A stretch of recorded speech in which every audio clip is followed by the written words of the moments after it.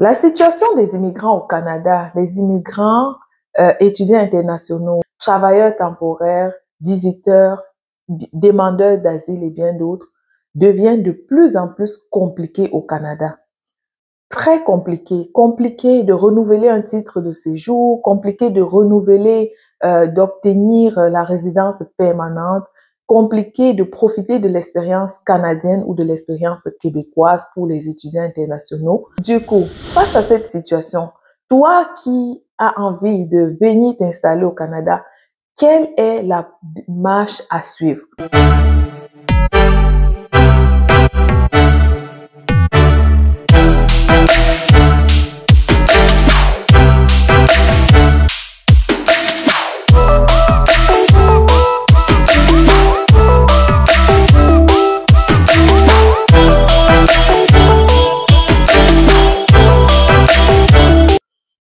Dans la vidéo d'aujourd'hui, je vais te partager deux procédures, les procédures qui sont les plus fiables en 2025 pour immigrer au Canada. Il faut savoir que depuis l'année 2024, les gouvernements canadiens et québécois ont pris la résolution de diminuer le nombre d'immigrants qui entrent au Canada. Ils se sont attaqués d'abord aux résidents au contrat de travail fermé en disant que les conjoints, ceux qui étaient au Canada sous un contrat de travail ne pouvaient plus parrainer leur conjoint ou conjointe. Ensuite, ils ont décidé de limiter le nombre d'étudiants qui entraient au Canada. N'écoute pas les personnes, ces agents d'immigration et toutes ces personnes qui vont te vendre le rêve en te faisant croire que si tu arrives au Canada aujourd'hui en tant que travailleur temporaire ou visiteur, tu auras la possibilité de demander l'asile ou encore d'obtenir la résidence permanente si tu trouves un travail au Canada. Tout est devenu compliqué. Moi, je me suis dit, j'ai une expérience de vie au Canada, j'ai fréquenté au Canada, je travaille au Canada, donc j'ai quand même un peu d'expérience par rapport à la vie au Canada. Et le but de ma chaîne, c'est vraiment d'éclairer ceux qui désirent, comme moi, venir s'installer au Canada, de donner les munitions à tout cela afin que, une fois au Canada, qu'ils ne se trouvent pas perdus. Donc, le but de ma chaîne, c'est pas de décourager les gens, mais c'est vraiment d'avertir tous ceux qui désirent vivre le rêve canadien. Ne dis donc pas qu'un homme averti en vaut deux. Alors, aujourd'hui, je vais te parler de Arrima et de Entrée Express. Arrima, c'est un système de gestion des demandes d'immigration pour le Québec.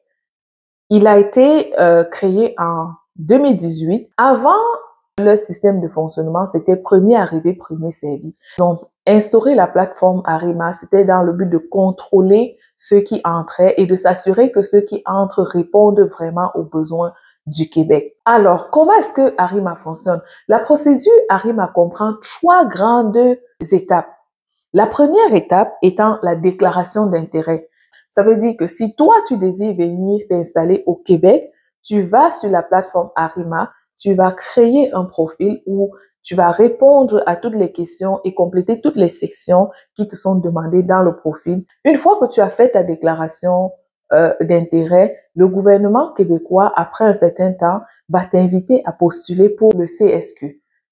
Une fois que tu reçois cette invitation, tu complètes ce qu'il faut et tu postules pour une demande de CSQ. Après avoir obtenu la CSQ, la troisième étape consiste pour toi maintenant à faire une demande de résidence permanente avec ta CSQ. D'accord? Arrima exige un test de français. Quand tu fais le test de français, si tu veux maximiser tes chances de réussir, d'être invité, tu dois avoir de très bonnes notes. Les notes comme C1, C2 sont les meilleures. Il faut vraiment aller maximiser sur le test de français de façon à obtenir des notes excellentes. Là, tu as vraiment beaucoup de chances de réussir. Le montant de preuve de fonds n'est pas très élevé. Ça, c'est de 1. Et de 2, tu dois juste faire une déclaration qui certifie que tu as ce montant-là avec toi. Le processus, le gouvernement québécois ne va pas aller fouiller dans ton compte pour voir si effectivement tu as le montant exigé. Les inconvénients de Arrima alors, c'est que Arrima, le temps de traitement est un peu long. Ça peut aller de 6 mois à 1 an, le traitement, donc la procédure est un peu longue. du temps où tu as déposé ta déclaration d'intérêt jusqu'au temps où on t'invite et que tu fasses la demande de CSQ, tu peux te voir en train de passer 1 an et demi à attendre. Donc, c'est un processus qui est un peu long.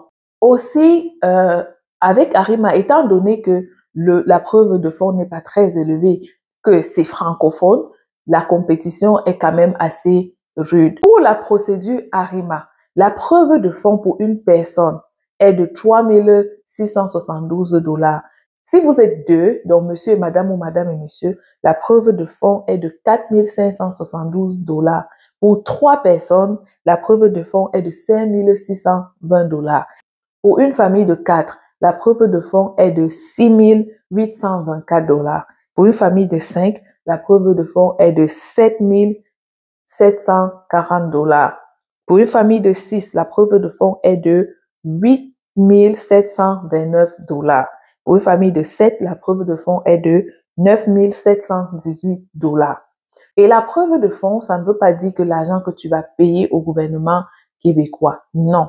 C'est l'argent que tu dois avoir en ta possession pour prouver au gouvernement québécois qu'une fois en terre québécoise, tu vas être capable de continuer à prendre soin de toi le temps de t'insérer dans le marché de l'emploi. Parce que cette preuve de fonds-là témoigne de ce que pendant au moins 3 mois, tu vas être capable de prendre soin de toi ou des membres de ta famille une fois en terre québécoise en attendant de t'insérer dans le marché professionnel et de te bâtir des meilleures finances. Maintenant, la deuxième procédure, c'est la procédure Entrée Express. Pour la procédure Entrée Express, c'est un programme fédéral. C'est un programme qui a été mis sur pied par le gouvernement fédéral visant à recruter, à faire entrer au Canada tous ceux qui manifestent un intérêt à venir s'installer au Canada dans toutes les 9 provinces et 3 territoires du Canada, excepté le Québec.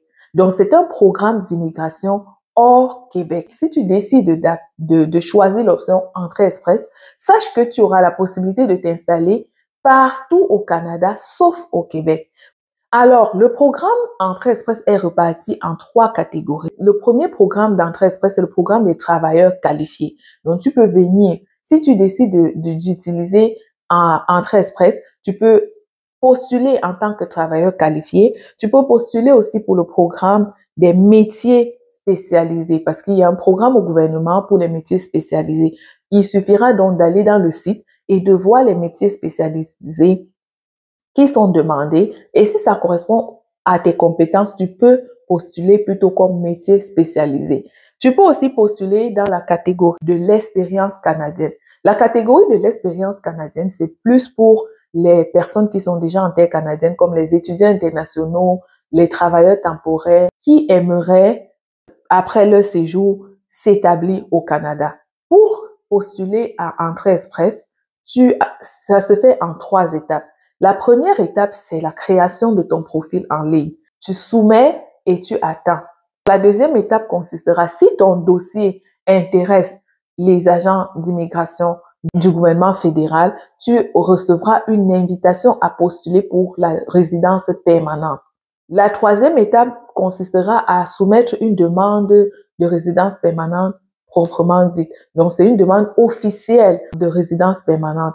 Quand tu as soumis cela, ça veut dire que tu es déjà bien avancé dans le processus et tu n'auras plus qu'à attendre. Pour certains, c'est 3 mois, 2 mois, 1 mois, 6 mois au plus tard. Quels sont donc les avantages de Entrée Express? Les avantages avec Entrée Express, c'est la rapidité au niveau du traitement des dossiers. Contrairement à Arima qui prend beaucoup plus de temps, avant de lancer Entrée Express, il faut t'assurer financièrement parlant que tu es bien établi, tu es stable parce que une fois que c'est lancé, ça va très vite et quand tu reçois le visa, tu as un certain délai pour entrer au Canada. Sinon, après quoi, ce n'est plus valable. Donc, il faut avoir quand même assez d'argent. C'est ça qui est bien avec Entrée Express, c'est que ça va vite, le délai de traitement est rapide.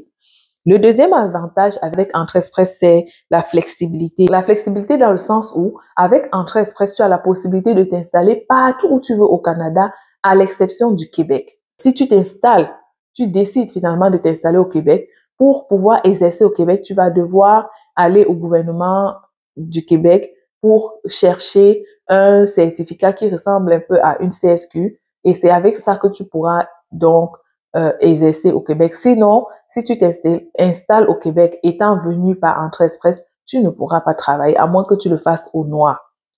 Les inconvénients, ce sont les critères qui sont très stricts. Entrée Express, c'est un programme qui se base sur les critères suivants.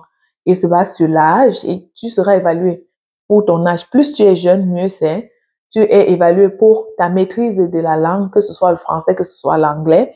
Tu peux faire le test de français, tu peux faire le test d'anglais, mais il faut minimum un des deux tests. Si c'est le test de français que tu as fait, c'est bien. Si c'est le test d'anglais, c'est bien. Mais si tu as les deux, c'est encore mieux.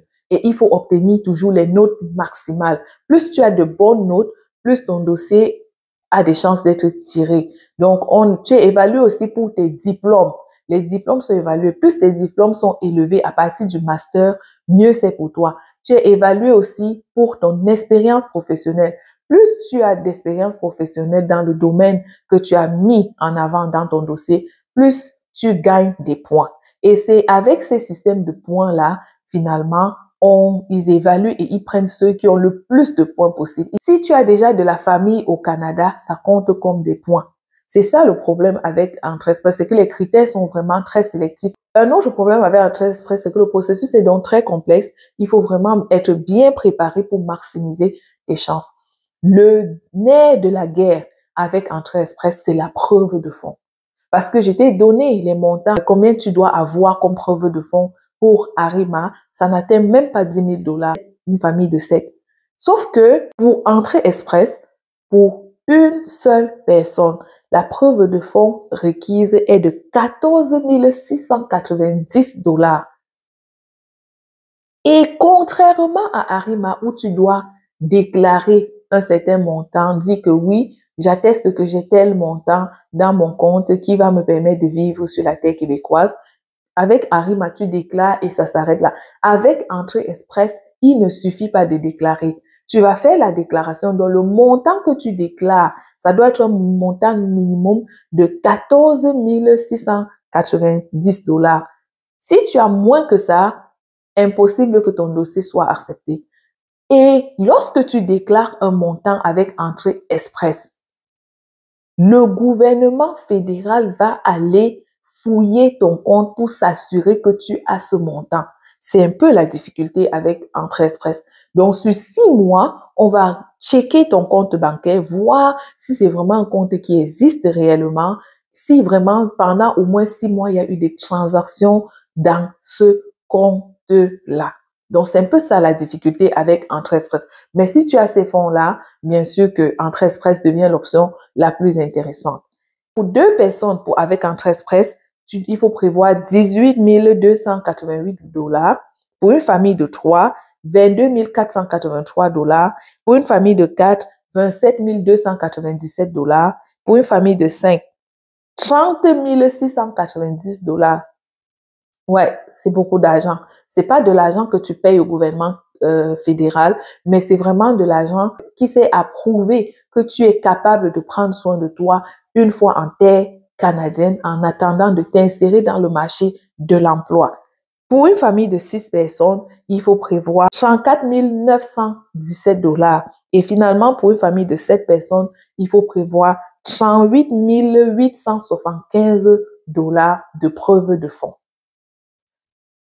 Malgré toutes ces complexités, les 2 programmes Entrée Express et Arima restent les meilleurs pour immigrer au Canada. Pour la simple raison que quand tu arrives en terre canadienne en 2025, tu as sûrement écouté les vidéos, il y a l'inflation, le taux de chômage a augmenté, les gens ont de plus en plus de difficultés à trouver un travail. Donc, quand tu arrives par Entrée Express ou par Arima, tu as un statut légal. Tu es résident permanent, ça fait un casse-tête en moins. Maintenant, tu dois te battre sur le terrain pour trouver du travail, pour t'insérer, pour faire ta place. Mais au moins, tu n'as plus de tralala de papier, de séjour et de tout ça. Quand si tu viens en 2025 en tant que travailleur temporaire, en tant qu'étudiant international, en tant que visiteur, il sera très difficile pour toi d'obtenir de renouveler ton titre de séjour. Je dis seulement renouveler ou alors même de profiter de l'expérience canadienne ou de l'expérience québécoise. La bonne nouvelle dans tout ça, c'est que les choses changent très vite au Canada. Donc, on va espérer que d'ici 1 an, d'ici 2 ans, que les choses soient plus flexibles. Donc, la situation économique du Canada est un peu fragile en ce moment, étant donné toutes les menaces de tarifs que les États-Unis disent vouloir imposer sur les marchandises canadiennes. Donc, ça, c'est tout pour cette vidéo. J'espère que cette vidéo t'apporte quelque chose. Je vais te laisser le lien vers le site Arima et le lien vers le site Entrée Express si ça t'intéresse d'aller lire davantage et de postuler. Et je te souhaite bonne chance. On se dit à très bientôt pour une autre vidéo. D'ici à là, prends soin de toi. Bye!